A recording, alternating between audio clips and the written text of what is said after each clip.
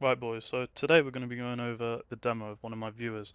So he wanted me to look at his Mirage demo and let him know what improvements he could make to his game, so let's get into it. So first of all, he buys a smoke and a flash. Okay. He saves $300, so you never want to save $300 here. You always want to spend as much money as possible on the pistol round, because especially with MR12, the pistol round and the subsequent round are going to be super important because obviously we've got less rounds in each half now. So make sure you spend all of your money, whether that's on P250 or with more utility, just make sure you spend it all. There's no point saving it for the next round. So let's see if this smoke actually lands. The smoke missed, so it's a waste of utility already. Okay, we're running up here.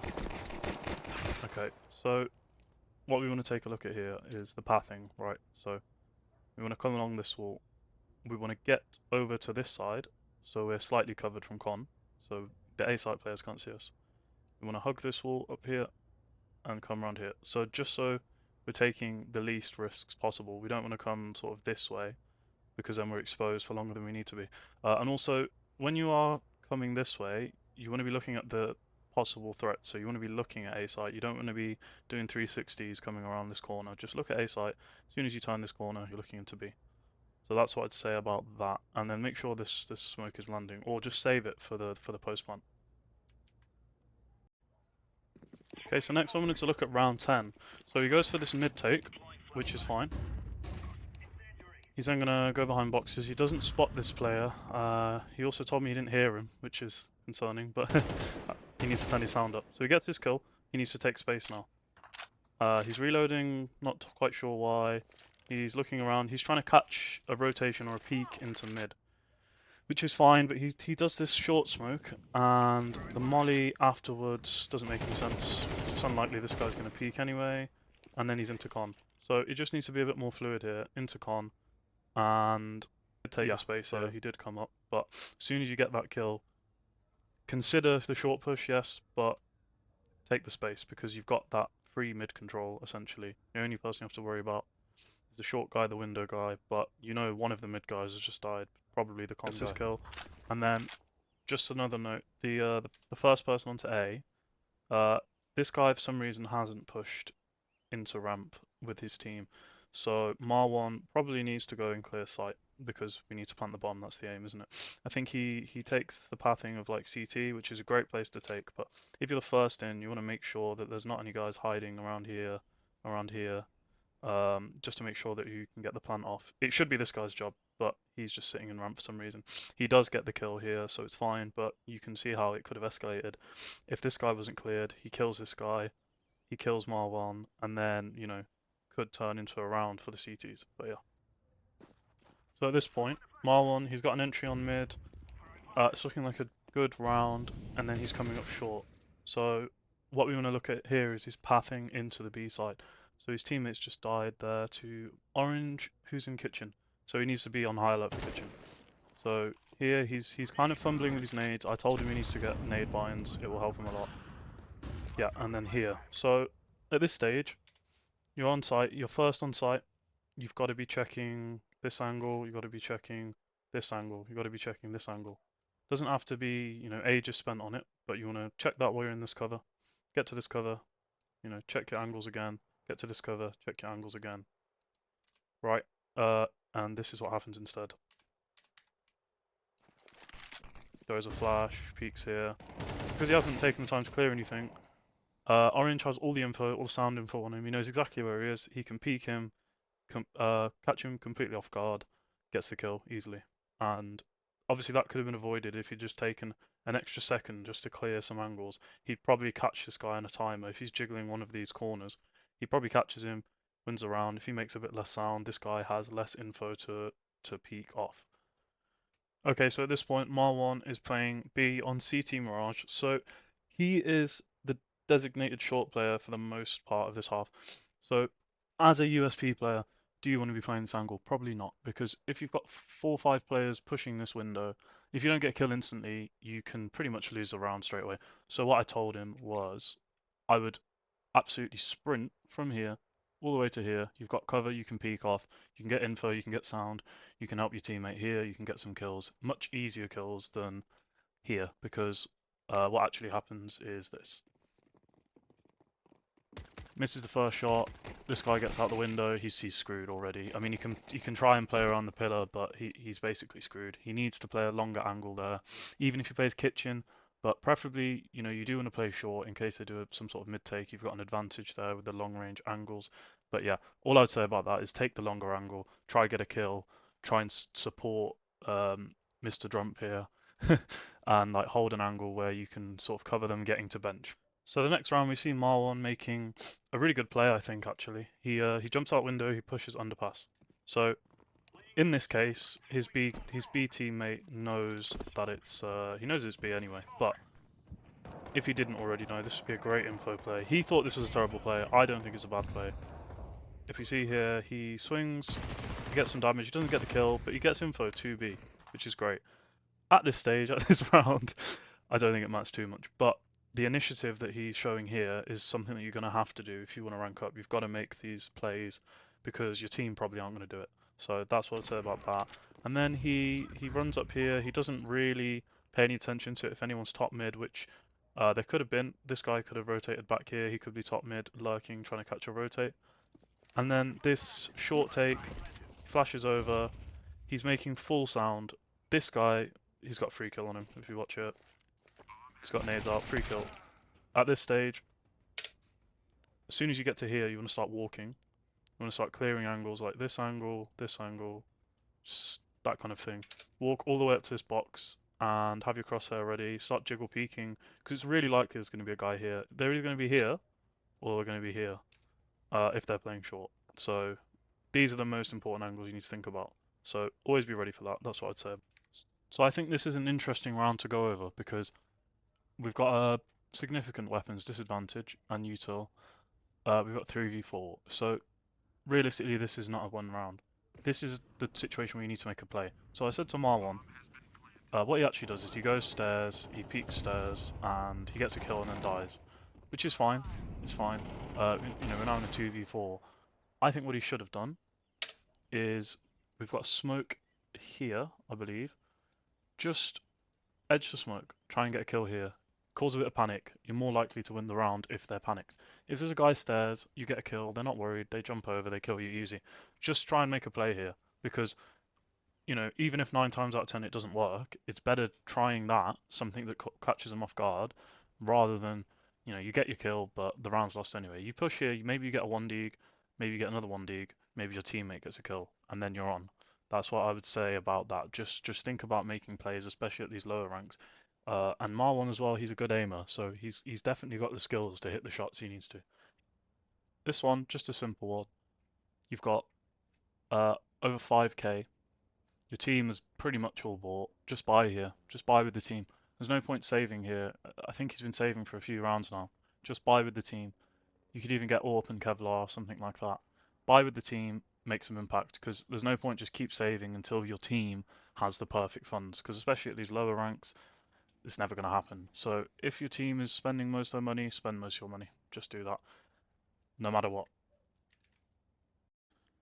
So here we go for an AWP window peek. So blue has the best spawn, as we can see.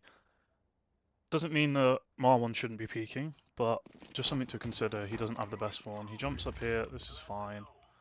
He peeks mid. So if he'd got a teammate to break the vent for him, if he had slightly better strafing, he's going to give himself more time to hit this shot. Maybe he should be a bit wider out as well, especially as a newer player, especially if you're expecting a swing. He misses the shot there. That could have been the round just off of that 1 kill. So something to note about AWPing window. You can play here.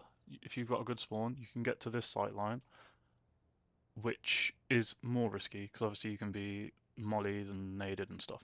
Or if you're going to play this sight line, you want to just crouch or just get right in this corner so that you're just a harder shot to hit. I wouldn't really peek straight into the middle unless you know what you're doing and you're trying to catch someone off guard. That's what I'd say about the window AWPing. And then after he does the right thing here, after you take a shot, fall off. Unless you're like really feeling it, you want to take a shot and fall off, because it's not worth dying here this early in the round. It really opens up the whole map for the T's, and you're probably going to lose a round off that. So here we're going to go into the importance of the short player, which is arguably one of the most important positions to play on Mirage. So let's see what he does. He throws that supportive flash, he's got a teammate lower mid, and he throws the smoke. I hate the smoke. I really, really hate the smoke. He keeps throwing it round after round, and I told him, do not throw that smoke. You can throw it once a game, maybe. All this does is it means you can sort of peek into under. It's just giving the T space. They can get up to chair. They can get all the way up cat for free. Don't do this. This is not going to be helpful for you. What you want to do is get to short earlier, throw the molly behind the boxes if you can. If you've got a teammate to support you with a flash, so you don't get insta killed, and then play short. Play for info. Play for a kill and fall back. Just this is really important because you've got audio for B, audio for under as well.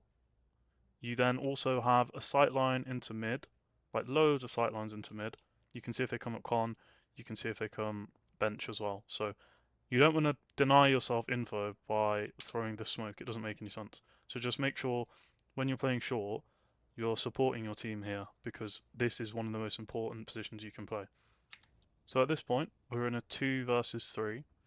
Your teammate is holding a pretty weak angle, just holding the stairs push with an AWP. He's not being very helpful. But in this 2v3 situation, the only way you win it is by getting a 1v1. So you need to get that 1v1. In this case, we've got the bomb planter. Let's see what happens. Right, okay, let's see that again. The bomb planter runs across site, and Marwan is in the middle of con. His crosshair placement is on, but his positioning is just suboptimal here. He gets killed here. If he gets this kill, the bomb's in the middle of the site. He's got an AWP that can support him who's going con for some unknown reason, but this guy should be supporting here, and then he can catch a kill on someone trying to recover the bomb.